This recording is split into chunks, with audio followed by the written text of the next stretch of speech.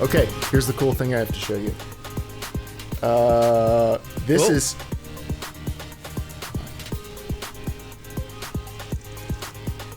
Okay, this is Assassin's Creed Origins running on the Steam Deck. High settings, 720p, completely locked 30 FPS. Like, and 720p looks really good. I realize on the stream this looks like absolute trash. No, actually, I mean, you can tell it's not dropping frames or anything. It's well, and that's the cool thing. So you're not really going to be able to tell. Your autofocus is having a seizure. Yeah, well, it's supposed to prioritize faces. You can turn the performance overlay up. This performance overlay is literally like what's it called? Afterburner. It's the Afterburner overlay. It's telling me, like, I can see how fast every CPU core is. It's hating this right now. Also, you have 2 live streams, it says, on the CSG channel. How is that possible? I don't know what to do with that information. Is it the same stream just showing up twice? You know, I don't know. I don't know how that's possible.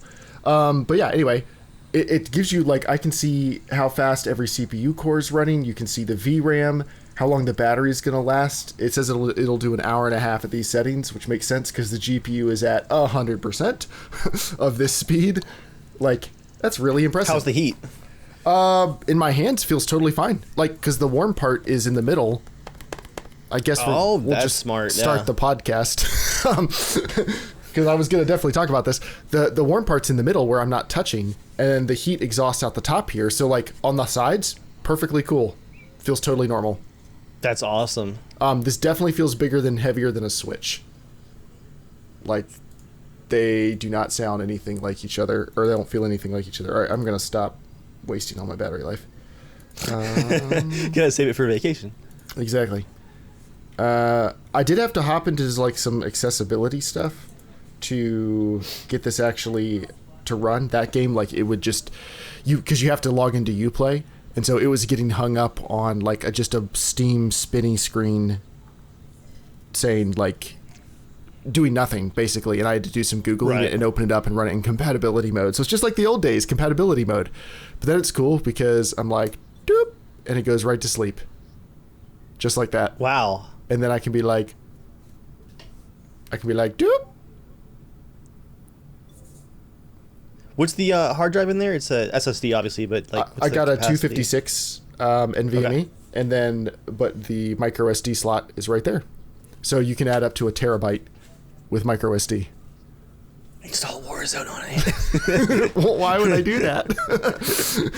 Warzone at 720p against all the sweaty professional casual players. I am installing a few games to get ready for vacation. I'm pretty excited. Yeah. I am not actually going to dual boot Windows yet, but honestly, the number one reason I would probably install Windows would be for Game Pass.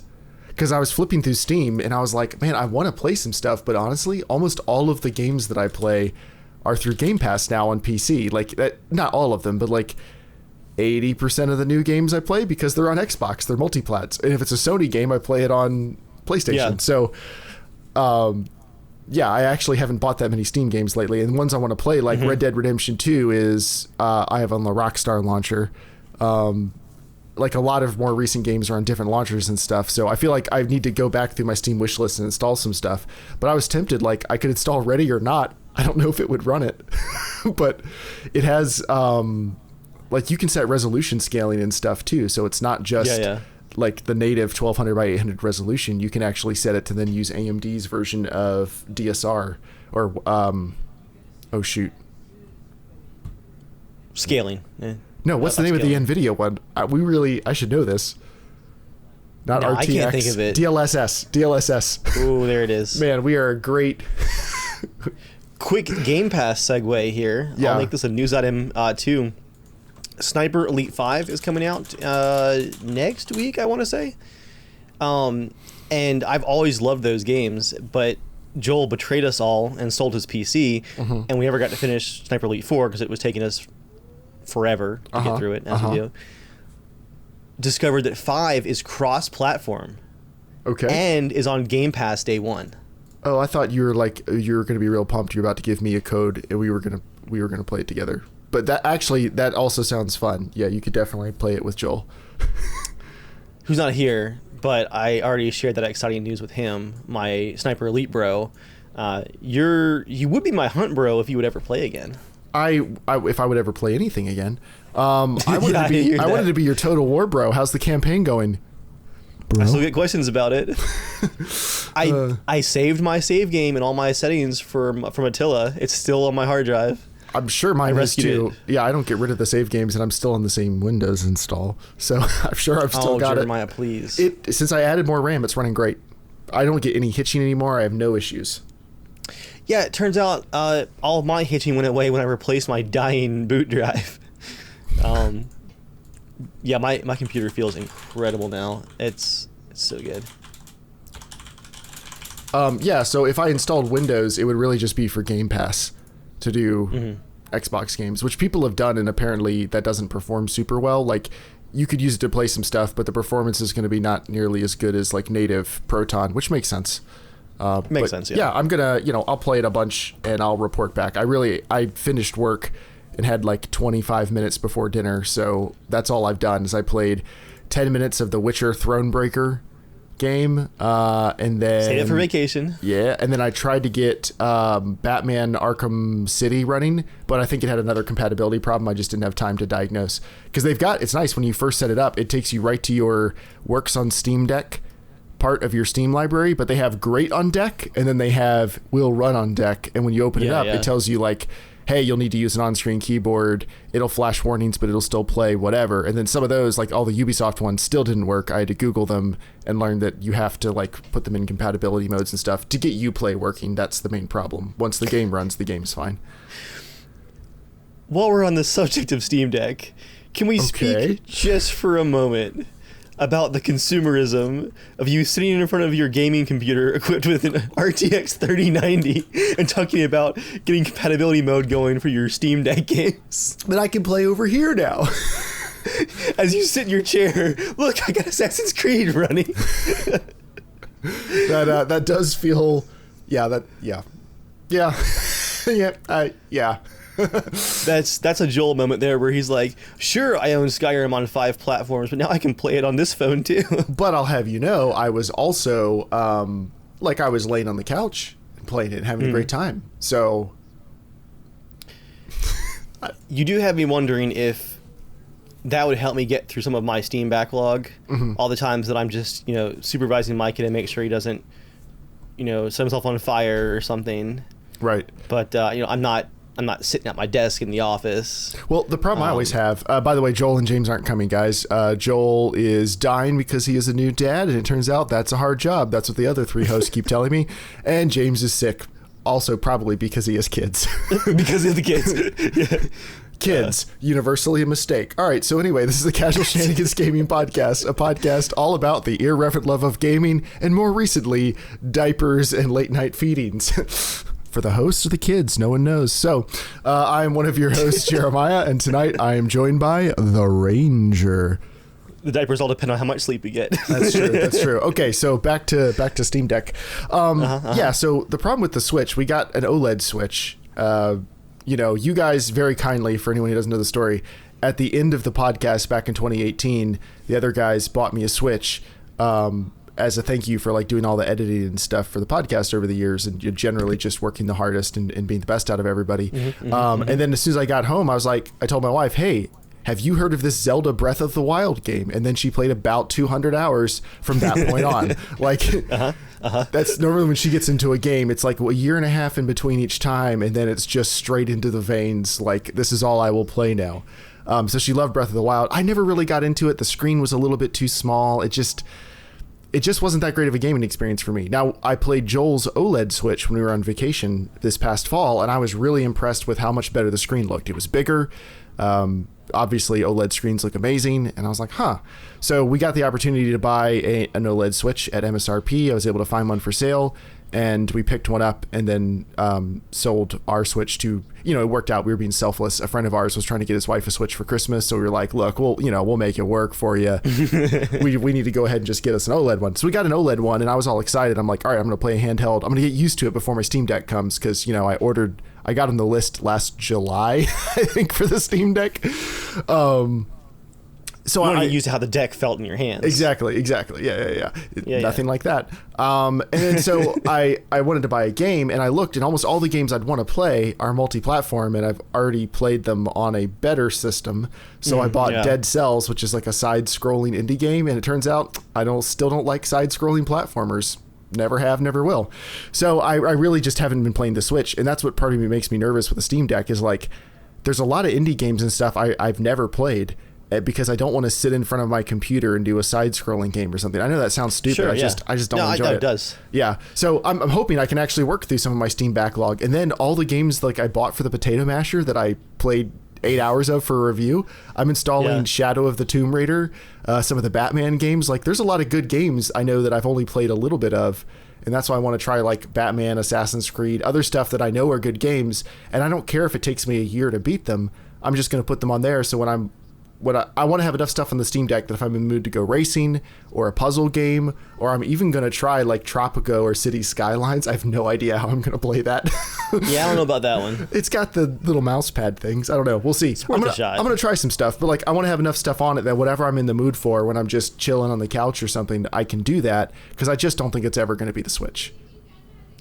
I did laugh when you talked about Thronebreaker being your vacation game, because that was one of the first games I got set up on my editing laptop for going to events and stuff. And I was like 3 hours into it before COVID hit. Yeah, I was like, going to events. What was that? Yeah. So Thronebreaker is like still sitting at 3 hours on my laptop in my desk drawer here. Nice. So we had the same thought on that one. Yeah. And I bought that one just for the deck. I think I bought it like on the first Steam sale after the deck was announced and I got on the list. So I'm excited about that one. Rime, someone we work with recommended Rime. And it's, again, the type of game where I'm like, I just don't think I'm going to be playing this on my PC. So might as well throw it on here. So yeah, I've got a number of things on my wish list I'm excited to try out. I don't think, like, this isn't going to be a gaming revolution for me. I just know me. That's not going to happen. But I think I will work through some games that I just, for whatever reason, they're not on the list. They're old. I've already played some of them, whatever. But there's plenty of times where I'm just vegging on the couch a little bit after dinner or reading before I fall asleep or something. I could play a little bit of games before I fall asleep, like super cool, normal stuff like that. And then obviously, like, going on trips, on planes, all I really do is read and watch stuff on my iPad. And it would be nice to have the option. This is really such a first world problem. But it'd be nice to have the option of, well, let me play a game, like something to keep me distracted while I'm crammed into this prison. How does it charge? Because an hour-and-a-half battery on the plane is not going to give you much. It's USB-C. But when I was playing Thronebreaker, it was estimating 4-hour battery. Like, it was saying an hour and a half because I was running 100%, like, as hard as it can. Right. And you can scale some stuff down to make it more power efficient. But yeah, I would probably have to plug it into an outlet pretty quickly if I was playing a heavy game like that.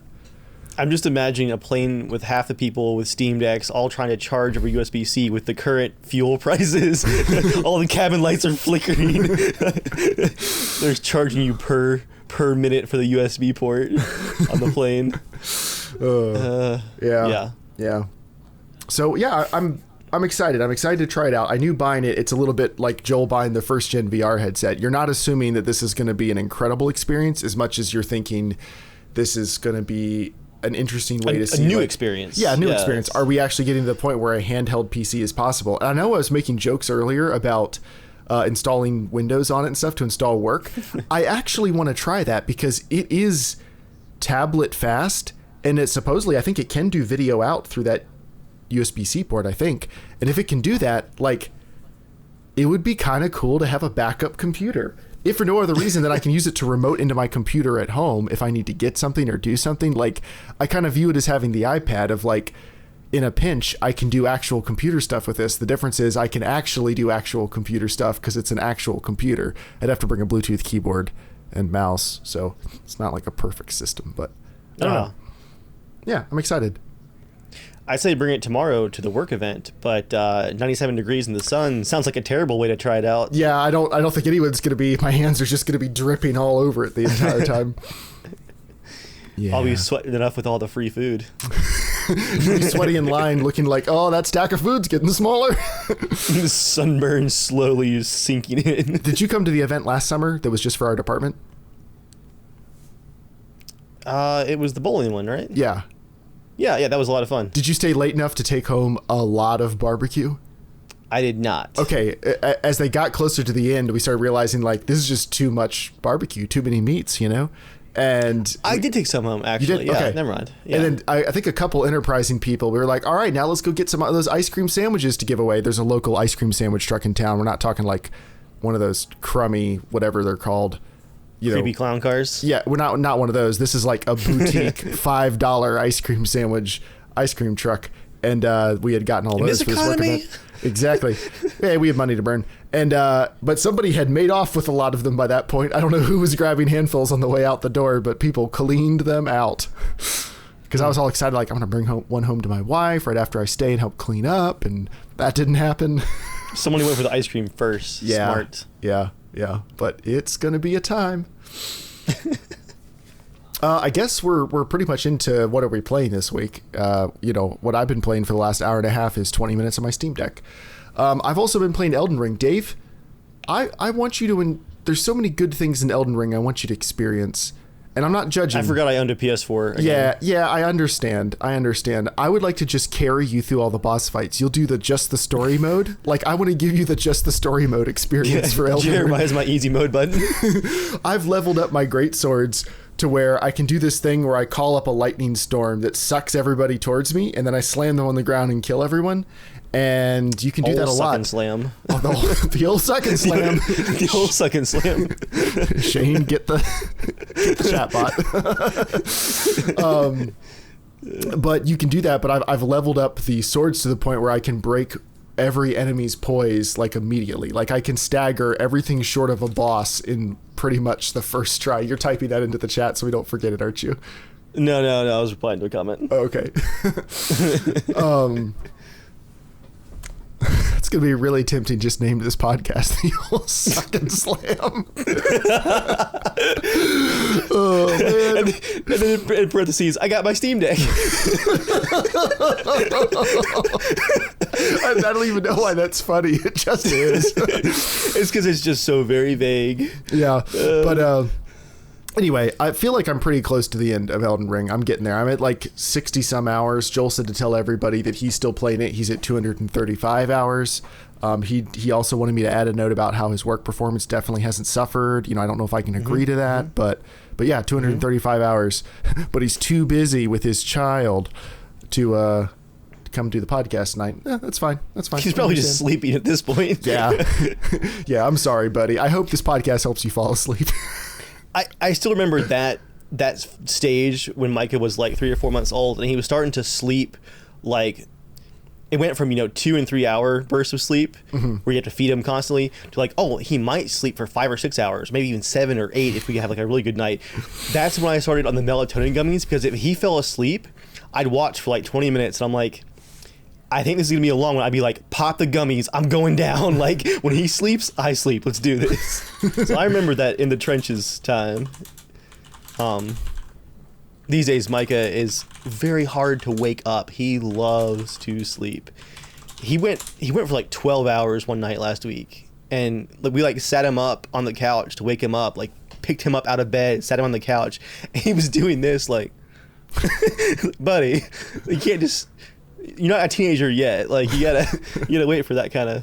Anyway, so just dad life things. Now, Dave, you have actually been playing some things, just not the things that anyone would guess. Well, actually, probably people who've been listening to this podcast can guess, because we've made our thoughts pretty known. What have you been playing?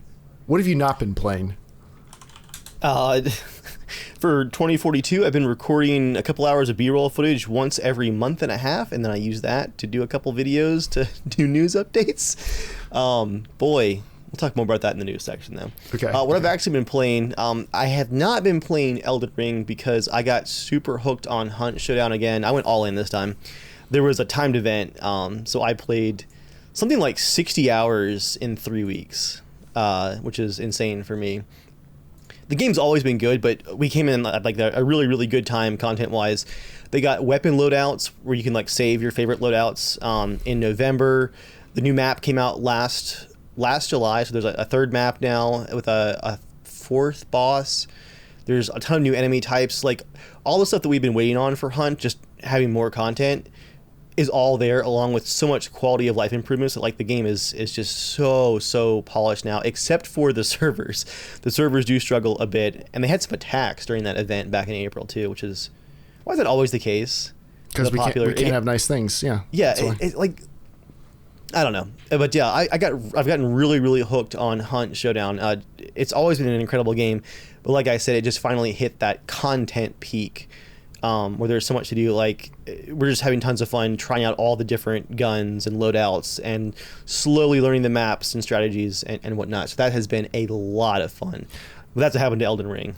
Yeah, I need to play more of that. I haven't hit the tipping point in Hunt where I get why the gameplay loop is how it is. Like, I understand the things you're supposed to do, but it hasn't clicked to feeling like I can do strategy or anything. It feels like go over here, then go over there, then go over there. You're going to get a gunfight at some point, which, to be fair, you could describe a lot of games we've played for many hours. Is that, but you know what I mean? Like, I don't feel like I'm scheming yet of the best way to run the maps or anything. It feels like I'm kind of plodding around as one of the extra people who gets shot at some point during the adventure. We need to play more, because what finally clicked for me was I realized that Hunt is a PvPvE game only on the box. The E part, the environment, the AI, the world, is incredible. So atmospheric, they nailed the theme so well. But all of that is just a channel to get you into the player versus player fights. The sound design in the entire game is all designed so that once you start listening for certain things, we'll start a match sometimes, and we'll be, running into the first compound to get the clue. We're following the environment task, right? Find the clues, fight the boss. And then a minute and a half into the round, because we've gotten some practice in the game now, we hear crows go off like across the map, and we stop and we kind of peek through the trees and we see the crows going like way off of this, and so we go, okay, there's a team right there. We're gonna get this clue and we're gonna start heading that direction, and we're gonna get into a team fight. Like, once you start picking up on the really subtle sound and environment designs, you realize that the entire game's goal is to funnel players together and to have a showdown. It's the name of the game. But with the incredible art style and environment and theme, and then the slow firing weapons with the slow reloads, the tension is just like nothing else. And just, I play games like Tarkov. Tarkov's a lot of fun, but the map is empty. It's an empty environment. Players are terrifying, but it's only players out there. Hunt is just the complete package where, again, once you learn how everything is leading you into the PvP fights, it's just so very polished that it's just an incredible experience. And it's by far my favorite extraction shooter I've ever played. It's kind of funny how that's a genre, extraction shooter. I struggled to I did a sponsored video for Hunt back in March that got me started down this trail of addiction. And I really struggled to like describe the genre, and generally it's become extraction shooter. So that would count, like Tarkov would also be an extraction shooter. Tarkov would be an extraction shooter. The Dark Zone in The Division? Yeah, thank you. That's an extraction shooter mode. Hazard Zone would be that in 2042 if anybody ever played it. Did they release Hazard Zone? Honest question. Yeah, it was there on launch day, and I never played it. I don't know if you've heard. Neither have I, and I will not. Jeremiah, it was so poorly received that within a week they had like one of those big TVs like in the studio. Like, here's our player count. Here's what people are playing. They removed Hazard Zone from like the current stats because it was too depressing to look at, according to an insider leak. That's within a week. Do you ever think we are not derailing this into another Battlefield 2042 discussion? It almost feels like it would have been better for them if they just staggered the release of the mode, since they didn't have like any other content ready to go for post-release. But if they had done, people would have complained about, hey, it's not ready at launch, but I think they were going to weather the storm anyway. So you might as well weather it with constant content drops. If like we're launching with the base maps, then we're doing Portal, then we're doing Extraction. Like maybe them out like 3 weeks and stuff, and get people hyped on that to try to bump the player base for each of those to try to bring more people in. Anyway, that's the last we will speak of that. Back onto the things. Speaking on Hazard Zone, the problem with that is that it was a soulless game mode. Okay. It's all the exact same multiplayer maps, but imagine it's only 20 players and everybody else is bots. So you're fighting the worst, like, cookie cutter AI, and you run around these giant empty maps with only 20 other players, and you find hard drives. And you earn money to buy better loadouts, but it doesn't matter because the ones you start out with are like it's the M5. It's fine. That does feel like playing The Division. The Division at least had atmosphere and a story-based mode. In Hazard Zone, there's no reason to play it. You're just fighting AI soldiers. Like, why not just play the multiplayer mode? It's the same maps. It's the exact same maps. Like, why would you play them with less actual players? Yeah, the way you say it like that, it kind of makes it sound stupid. Yeah.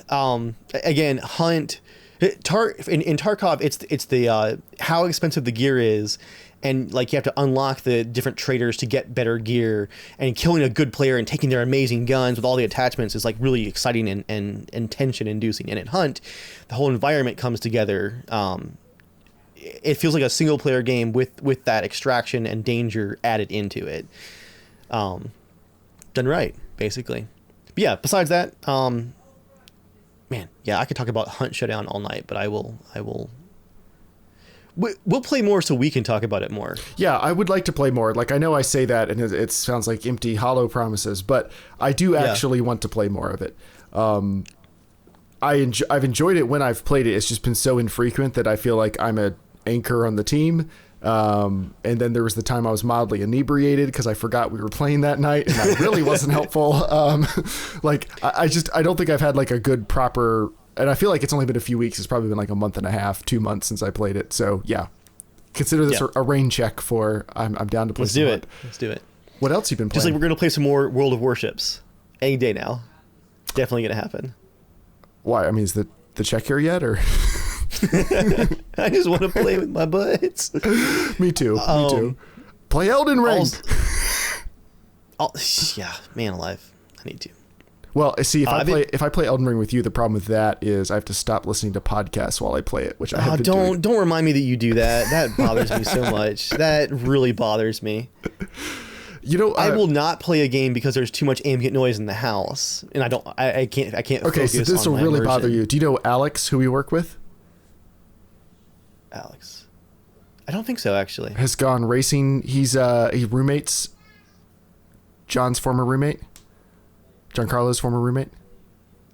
Oh, okay. Yeah. Okay. So he's done this thing ever since college. He'd show up to a movie theater carrying his PSP, listening to music in one ear, playing the PSP, sitting in the theater. Or you'll go to his house and he'll be like working on his laptop and his phone is resting like on the laptop, streaming someone else playing the same game he's playing while he's playing a game. Like, that makes my chest tight just to think about it. He just has the ability to always be consuming multiple streams of content and kind of know what's going on in them while he's participating in life with people around him. I haven't finished Kingdom Come Deliverance because I got to the point where I would have to sit down with like a cup of mead to enjoy that game to get 100% immersed. Yeah. I can't imagine that. But you have been playing Hell Let Loose. A little bit, and Battlefield 5 and 1 with the bros whenever I can get them on. I need to do a follow-up to the video I posted Sunday talking about how our Battlefield squad has had a rough 10 years. I ran across some of our old like clan tag images and all from Battlefield 3 where before the game came out, we had like assigned roles we were going to do. Like we were going to have a transport pilot and we were going to have like a main tanker, like Jeremiah's our main tanker and whatnot. And we were always just playing Battlefield 3. It was just a few times a week. Let's play. And since Battlefield 4, like every launch has been all over the place. 1 was probably the closest we ever got to getting the gang back together. Yeah, was 1. I think we did play 1 pretty solidly for like 2 months. Yeah, I mean, it was. We did. I think that was like successful, and then 5 even we played a decent amount of 5. A decent amount, yeah. The slow content releases and the marketing campaign, like a few of our group members dropped out because the marketing was all over the place and confusing and cringy at times. Really, the replacement for that like ended up being Warzone. And that was great for a while. Yeah. Yeah. I still play with my brothers. Probably 1 or 2 weekends a month we hop on and play. But yeah, so I kind of want to talk about the other game you have on your what have you been playing this week list, because the way it was announced was genuinely surprising. And I know very little about it. I'm just here to poke fun. But could you tell us what else you've been playing this week? Arma Reforger, the new Arma game that launched on Tuesday with no warning. And it's not Reforged, it's Reforger, because it's about the act of reforging. It's Reforger because it's a Czech studio and the English is their second language. I didn't want to make that joke, but yes, that does seem to be the case. I wish I could remember what they called their influencer group, because it's actually worse than EA Game Changers. It was something absolutely hilarious that I've forgotten now. It was bad. It was real bad. So this is a really, really neat idea. So Arma 4 is probably still a couple years out. But they launched a small scale, not in map size, but in content, Arma game that is running on the newest version of their new engine, Infusion engine. And the idea behind it is it's a test bed for their console launch. It launched on Steam Early Access on Tuesday, as well as on Xbox, was it Game Preview, right? Yes. Oh, so wait, so I have it then. I could be playing it. Is that cross-platform? I don't think it's cross-platform yet, but it is launched on Xbox on the same day. So this is a test of their new engine, a test of their first Arma console release, and a test of all their new tools, because I haven't figured out where these are yet, but apparently they've released all of their actual Bohemian interactive dev tools for the engine to everybody.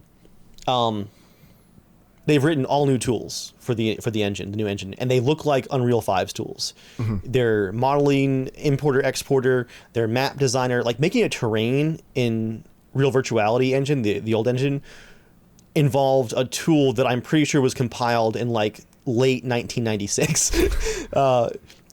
It's like the Source engine, like original editor, where it's just the wireframe views is like all you had. And they want to get people. It was old school. They want to get them those really good tools so that they can port those Arma 2 guns from all those mod packs all the way up to 4, baby.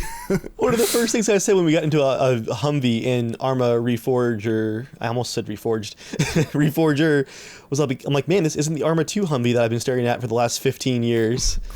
It's a new model.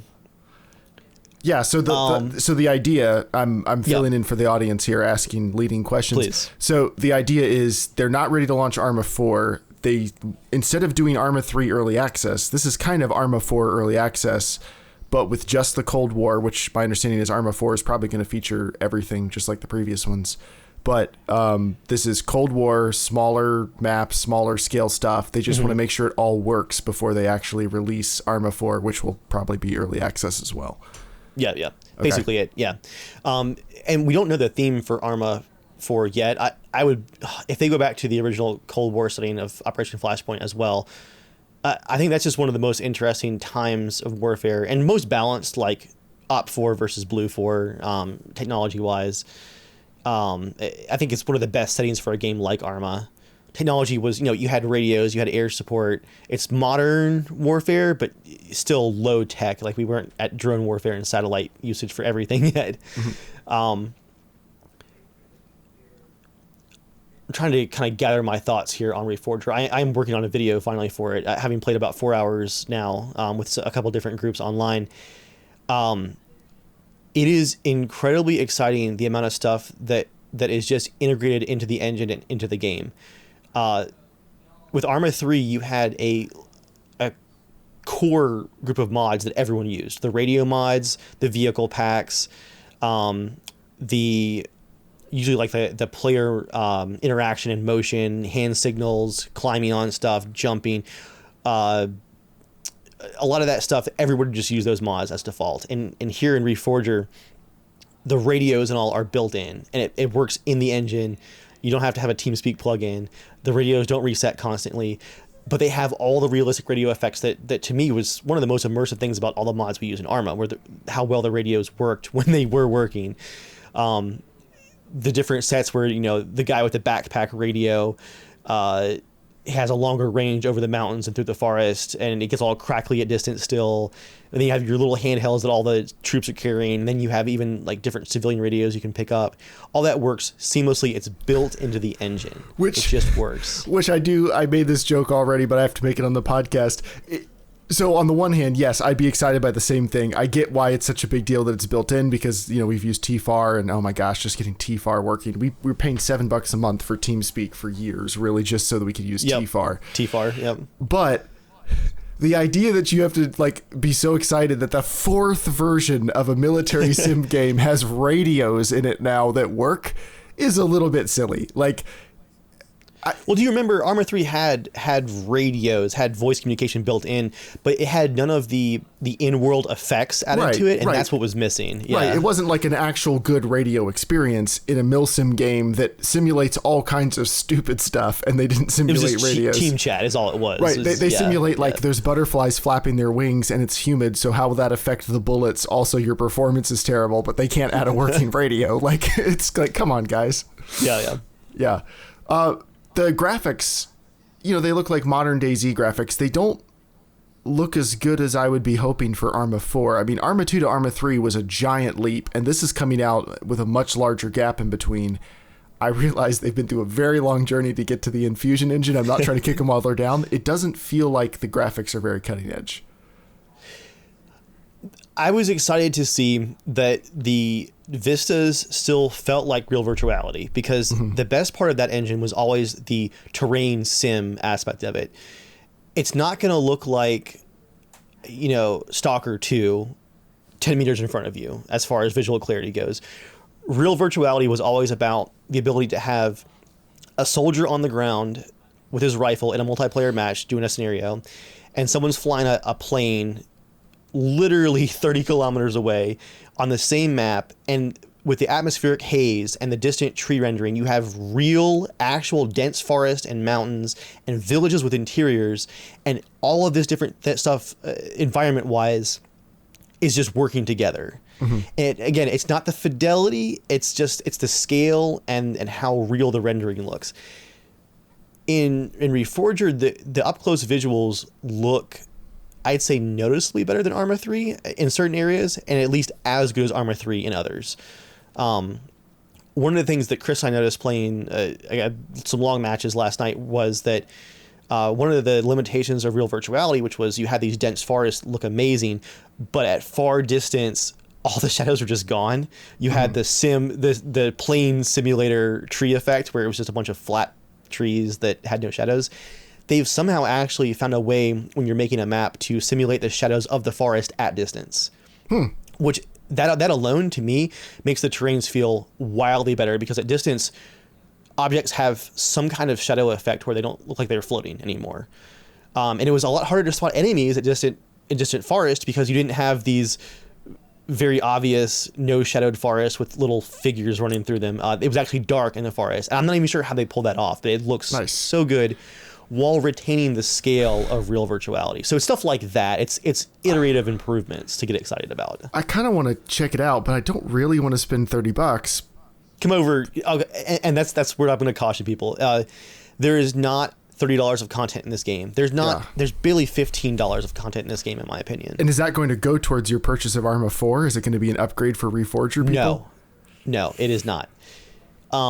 This is an early access game that is going to have at least 1 year of support, is what they've promised. Like, more content added and more features added. But $30 is a big ask up front, I think. Unless you're really wanting to just see what's improved, like, come over and play it on my computer. Don't buy it. Yeah, because I guess I could play an Xbox game preview if all I care about is just checking it out real quick. I could do it that way. But I don't feel like we're ever going to really be back to playing Arma the way we used to, because that was a giant time investment, and it required a lot of coordination and stuff. It just doesn't feel to me like it's super likely that's going to happen. So I'm not necessarily opposed to playing it, like to just check it out with everybody, but I don't know if that's something I'm like hyped about.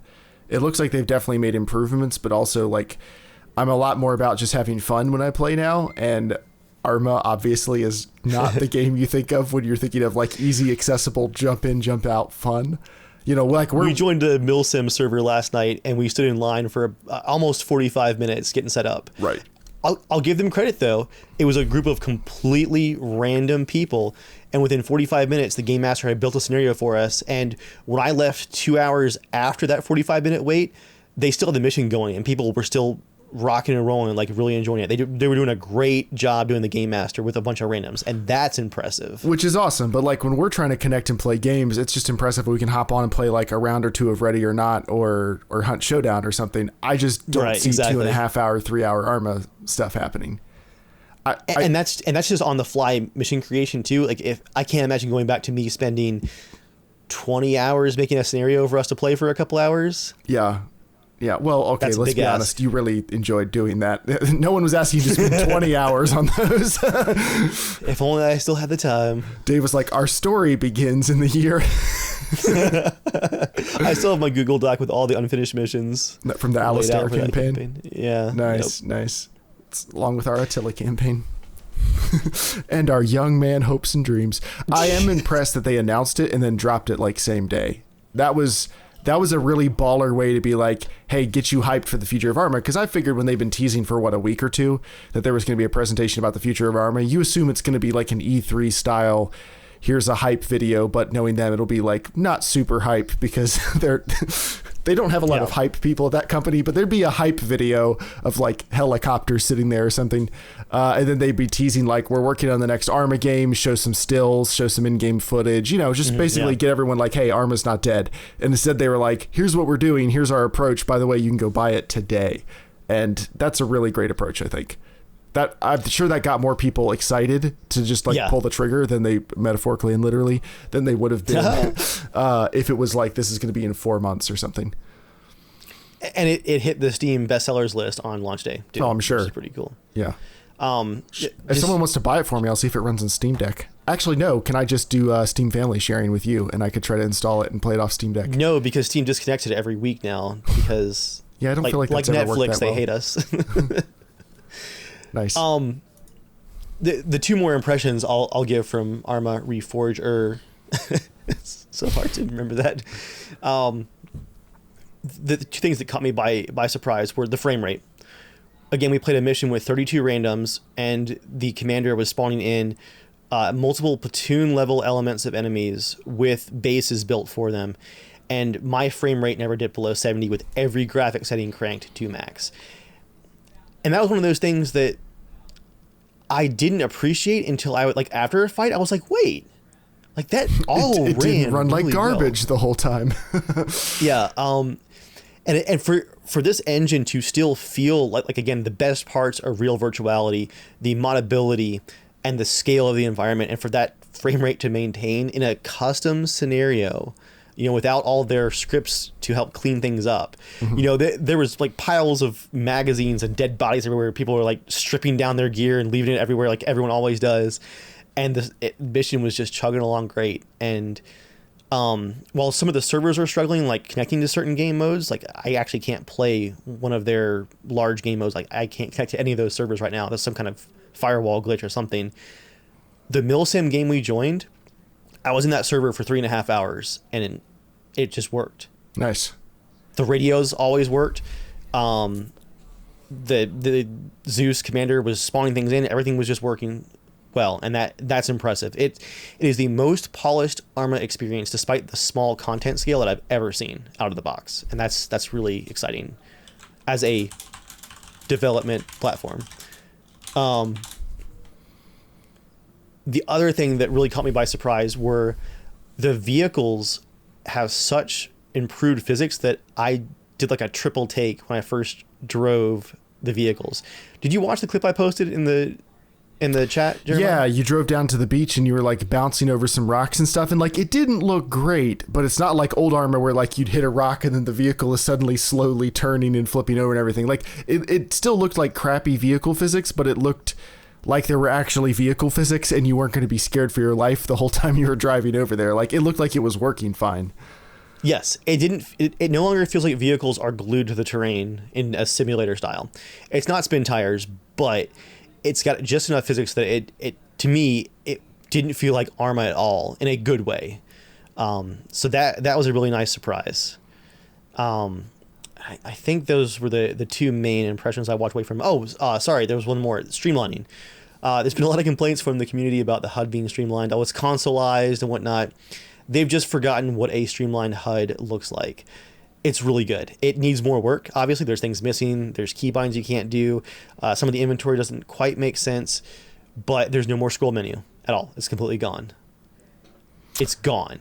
I might actually watch this video when you put it out, because you're going to explain stuff. Like, I think I would rather watch that than play it myself at the moment, and then I'll make some decisions. Because I was watching Chris's stream the other night, but like 720p 30 Discord stream, like it didn't look great. Yeah. I'm sure it's going to look better than that. Yeah. Most of the stuff that would normally be a multi-click and scroll scenario is contextual. Like, to get out of a vehicle now, instead of you scrolling and trying to hit get out while the contextual menu is changing what's where, and then all of a sudden, instead of getting out, you're like ejecting the rear door off or something. Now you free look at the door and it says F, get out of vehicle. And you hit it, and your guy reaches out and opens the handle and gets out. It just makes sense. It's different enough where it's going to take the community getting used to, and again, they're still improving on that. But just as a platform, this game is exciting in ways that I wasn't expecting. Like, I was not expecting it to be already so far improved over Arma 3, given that Arma 4 does feel like it's far off. I mean, you're saying you don't expect it to be so far improved. Arma 3 was like 2013. Don't remind me how old we are. That's 9 years ago. Like I'm saying, like Yeah. It's not unreasonable to think, especially the sheer amount of money that has gone into Bohemia since 2013. Like, Yeah. I'm not trying to sound like a snob, because either way, I'm probably not going to play a ton of it. But like, I'm expecting Arma 4. It needs to be a lot better. Like, is Arma 3 still big? Yeah, it's still doing just fine, and it's still Okay. getting DLC content releases. I think they've stopped now, as of last year, their official DLCs, but they're still releasing official community DLCs, where like paid mods, basically, where their release team helps a mod team polish up content for like official thumbs up. You Nice. can buy this on Steam and install it. Nice. And its modding community is doing super well. Like, modded servers are still huge for Arma 3. Nice. It is now time for the news. It's news time. I'm not Joel. Witcher 3 remaster coming Q4 now? Question mark. Dave, Do we believe it, Jeremiah? What does your heart tell you? Well, so the Witcher game tweeted out, "Let's make the 7th anniversary even better, shall we? We're delighted to share that the next-gen version of The Witcher 3 Wild Hunt is planned to release in Q4 2022. Guys, So- just don't say that. Right. Just don't say it. That's them saying, like... That's like hey, guys, we're really knocking it out of the park. We really hope that we can release it sometime in this 3-month stretch later." Like, Guys, that doesn't no. feel great. So... No. Maybe I've missed some details or something. What's such a big deal that's coming in the remaster that's taking this long? Like, I want it to be good. I don't care how long it takes them to release it, but they're going to do some ray tracing, but we don't know. Is it just like shadows and reflections, or is it like all light? New textures too, and a full ray tracing engine, I believe. Like, the whole lighting system is moving to ray tracing. But when they say new textures, is it like different than the HD mod textures like on PC and stuff? Like, is it just upsampling the old textures or exporting higher res versions, or is it actually new textures?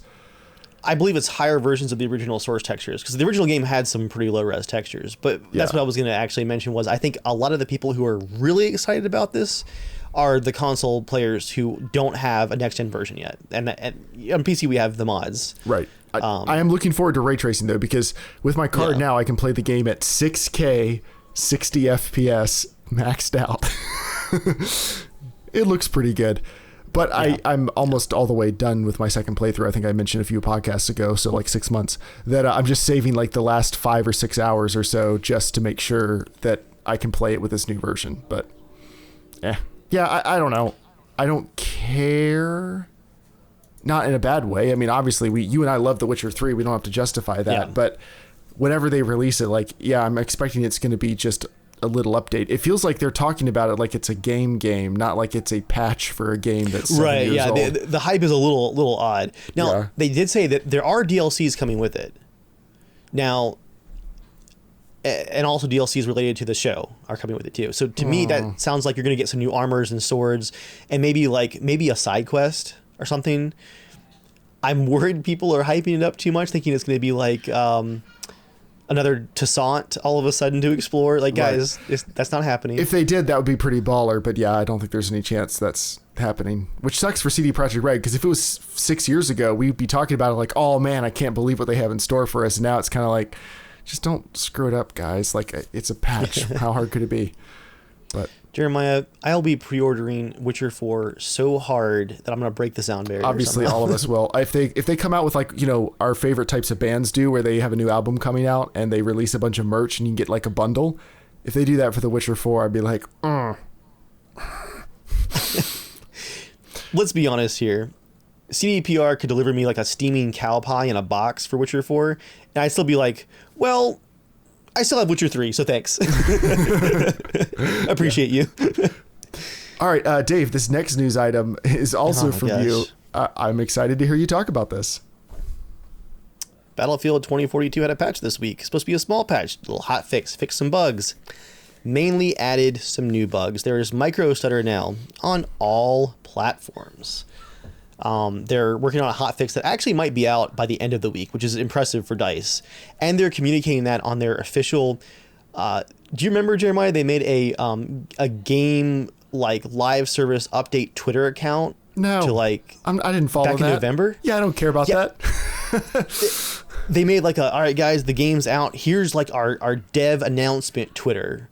Like, it's not the marketing Twitter. This is for like, we know about this issue. We're working on this balance patch. That Twitter account went silent for almost 5 months. Completely dead silent.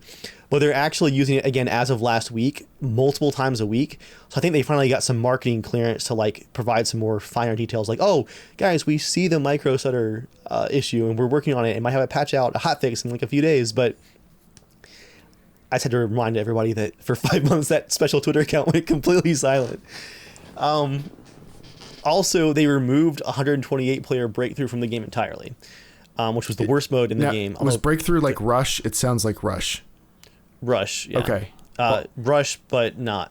Instead of arming bombs, you capture points. Okay. Usually like 2 or 3 points at a time. I hated that mode. The servers ran poorly. 128 players, still funneled in like a narrow attack path. Like, what are the point of these giant maps when you do a breakthrough mode with all these players and then your attack corridor is like 300 meters wide total, and with all the vehicles and all that weren't balanced well, it was just an awful mess. I have laughed at the number of people complaining on Reddit that like that's the only mode they played because apparently they hate themselves. That mode gave me a headache. It was truly How awful. many people were still playing it though? Like, because this is a game that's had like 2,500 people playing it. Like, how many people could possibly? There was one server running breakthrough. I really wonder. I really wonder. So, what else did they change? Well, they also broke some things when they removed the 128 player mode. They tried to activate the 128 player maps for 64 players now, so that you would have more room for the smaller player count. But what also happened was the maps inherited the ticket counts for 128 players. Really feel like this would have come up in QA testing. Attackers have like 900 tickets. And so matches last for like 2.5 hours if the defenders are doing well. Non-stop fun. Imagine two hours, Jeremiah, of throwing yourself against the wall. That's that mode with that many tickets. So they might have to hotfix that too. I just don't. Maybe that'll get hotfixed when they fix the micro stutter. But also, just randomly dropped at the top of the patch notes. Apparently, season 1 for the game is going live in early June, which, given DICE's usual timing of season 1 will be out in the summer, everyone's like marking their calendars like August 29th, like launching. That's how it was for Battlefield 1 and 5. You know, their schedule was always like the exact, barely still counts as technically correct. But it says it's launching in early June, and it might have a new map. So we'll see what happens with the game. With that, it's time for Oh, sorry. I had one final thought on that. I was about to say, like, I wonder if one really good map, like if they had a Caspian border that launched, or a even though I hate it, Operation Metro, something like iconic that just, it was an incredible design map compared to some of the ones that really need some rework from the base game. I was about to say, I wonder if that would really bring people back, like just to play the one map. And then I remembered, like, there's no server browser in 2042. There's no permanent lobbies. There's only random matchmaking. So them adding a new map, you may not see it. You may not see it ever. I'm glad we got to watch you have this epiphany live. Yeah. If they release an incredible new map, how are we going to play it? All right, that's all I got. And with that, it's time for 90 Seconds with Joel. Joel did us a solid and recorded us some thoughts. So we're going to go to those now. Dave, let me know when you're ready. Why is this media file called his address? I don't know. I didn't ask, and I wasn't going to share it live. Joel, why did you upload a sound clip that's your full address? Joel, my butthole is open at this street address, USA. All right. Ready? Ready. On 3. 1, 2, 3. Hey, everyone. This will be my quick 90 seconds with Joel, because I feel like I only have 90 seconds. I'm currently outside. Joy's inside with our son Matthew, and he's freaking out. But this is just a quick thing. I've recently fallen back into love with raisins. So I've always loved raisins, but I've just never bought them. Like, I just don't ever buy them very often. Like, I get them in sandwiches, like certain things, or I don't know, you just get them in snacks or whatever. But I'm like, why haven't I bought? So anyways, I went to Sam's Club and I bought like a massive 2 giant bags of raisins, and I've just been munching on them like crazy. And I'm like, man, I love raisins. And I think because looking at your kid and just thinking about like toddler food or whatever, and I'm like, oh yeah, I kind of miss raisins. And so I don't know, I'm really happy I'm back into raisins. That's about all I got. I hope you guys have a great podcast, and hopefully I'll be able to join again sometime. But until then, give raisins a chance. So, Joel, I was going to laugh at, like, how silly that was, but then I just remembered, like, while we were listening to it, my wife, when she went to Costco about a week and a half ago, bought, like, a 8-pound bag of craisins, like this big, like, so raisin cranberries for anyone who hasn't had them before. And I have been every night going down and getting myself getting myself a cup of craisins, and they are loaded with sugar. But I've been getting myself a cup of craisins and just having a little treat. I guess we have our new nickname for the next time Joel's actually on the podcast. Joel, always regular. But like, honestly, I'm not into raisins. Like, once I discovered craisins, like, I'm not trying to turn this into a whole thing. I really wasn't planning on this. War now. I haven't had a raisin probably in 20 years. It's been in like some trail mix or something, and I may have like swallowed one. They're an accessory food. And I've had them in some cookies. I've had some oatmeal raisin cookies, but like, I haven't eaten raisins, and I don't want to. Something about them is icky. I can't explain it any better than that. Well, craisins, they're like a little gritty. Yeah, and they're like soft and weak. Craisins are like crisp, crunch, strong. What craisins are you eating? Craisins. Also, all right, I'll take your word for it. I do need to know, Joel, what sandwiches frequently come with raisins besides like chicken salad made certain ways? That's the only thing I can think of that has raisins. I think he means you get them like in a little pack of raisins along with a sandwich in children's meals that Joel still orders somewhere. I think that's where that's going to be going. Like, I don't get raisins included with any of my meals, but that seems like the type of thing that if you got like a Happy Meal or something, it would come with some, a couple sliced apples in a bag and some raisins. Something that a kid can mash up. Kids meals. Yeah. Okay. 100% kids meals. Yeah. Dried fruit, man. Have you had a mango skin that's been like dried? Oh, yeah. Okay. All right. Get it under control. I'm having a moment. All right. Like, I haven't had dinner yet. I'm a little bit hungry. Oh man, go eat some dinner. Well, we're right at an hour. Want to go ahead and call it? I moved an air conditioner before having dinner, so that's how that went. Well, thank you everybody for coming out and comment of the week. I got a banger. I'm sorry. I didn't realize you had one. Oh, I see you wrote on the doc a good one for comment of the week. It's in bold. Come on now, Jeremiah. For those of you who have never tried it, YouTube is an amazing place to express your creativity, to share the things that you love with people who have similar interests. You can cultivate a community. And one of the best parts of having that community is just the encouraging words that are shared with you on a daily basis, which is why YouTube has mental health resources now available for creators through their official partner program. It's just because of the amount of encouragement that you get just every day. Like this fan, I'm going to use Joel's fan here, who left a really heartwarming comment on the latest Battlefield video. I unsubscribed.